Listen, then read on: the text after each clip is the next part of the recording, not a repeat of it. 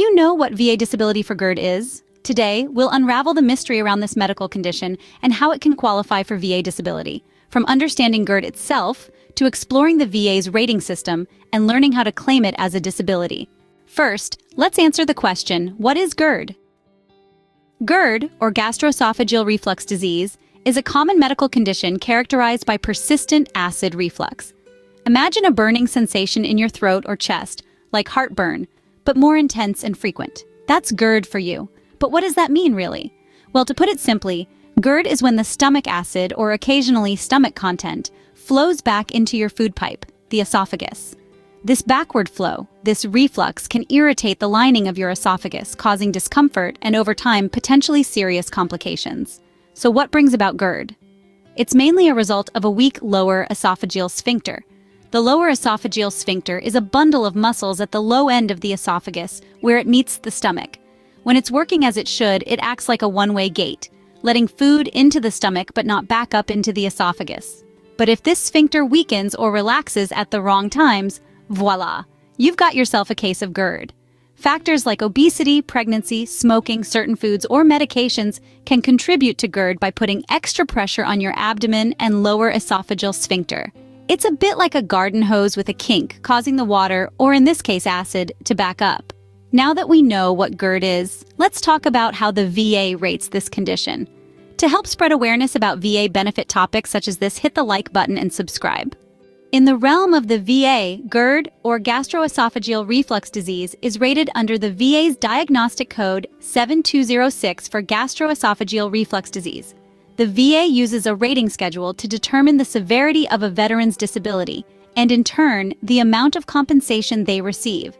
At the lower end of the scale, a 0% rating is given if the veteran has documented history of GERD without daily symptoms or requirement for daily medications.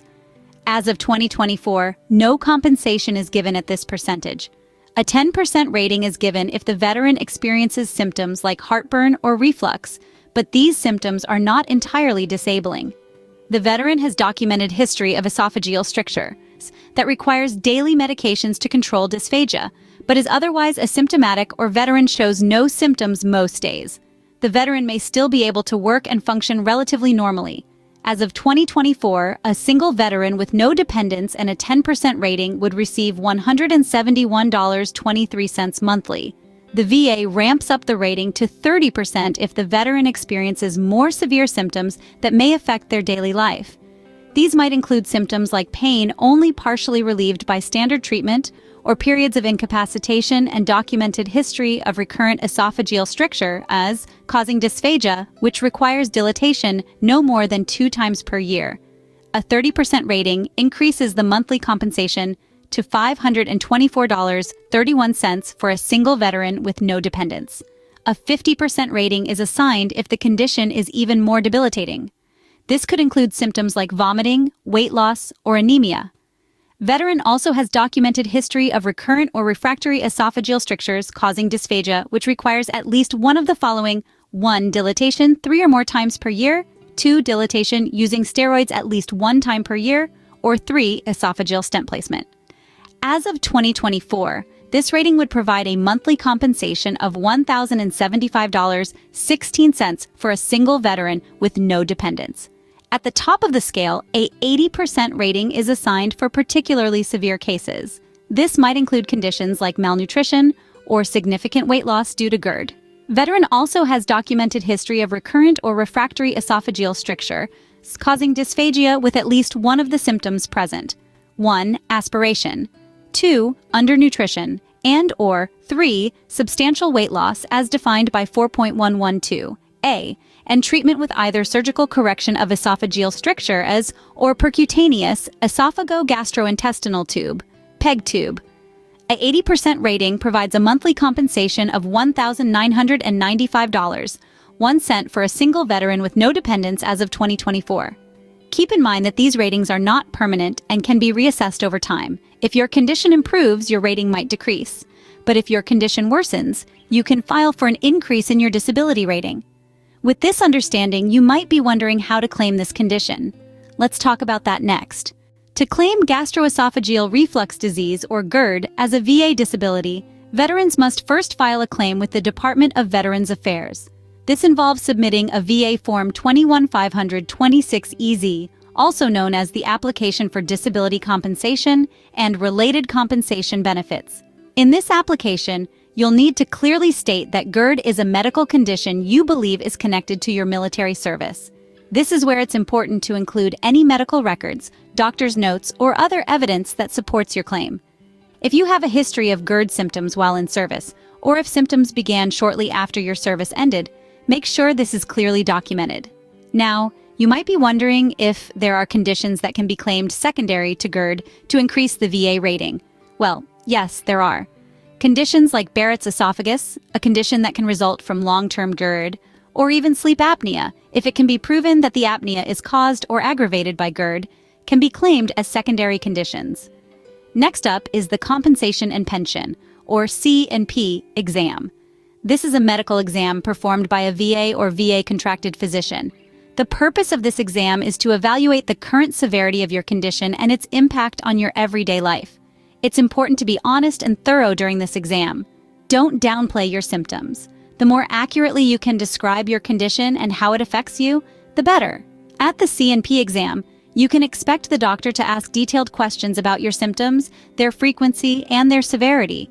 They might also perform a physical examination and possibly order diagnostic tests. Remember, the results of this exam play a crucial role in determining your disability rating. But what if your claim gets denied? When your claim comes back denied, the first thing you should do is to find out why. Understanding the reason for denial is crucial to determining your next steps. The VA will send you a document called a rating decision, which explains their decision in detail. This document contains a narrative reason for decision section that outlines the reasons for denying your claim. To challenge a denied claim, you have several options. You can file a supplemental claim, request a higher-level review, or file a notice of disagreement to start the appeals process. In a supplemental claim, you provide new and relevant evidence to support your case. A higher-level review is when you request a more experienced adjudicator to take a second look at your case without adding new evidence. Filing a notice of disagreement takes your case to the Board of Veterans' Appeals, where a veterans law judge will review it. It's essential to remember that appealing a denied claim can be complicated and may require the assistance of a VA-accredited attorney, claims agent, or veterans service organization. These professionals have the expertise to help you navigate the appeals process, understand complex VA laws, and present your case in the best possible light. There are also many support resources you can use. The National Veterans Legal Services Program and the Veterans Consortium Pro Bono Program, for instance, can provide free legal help.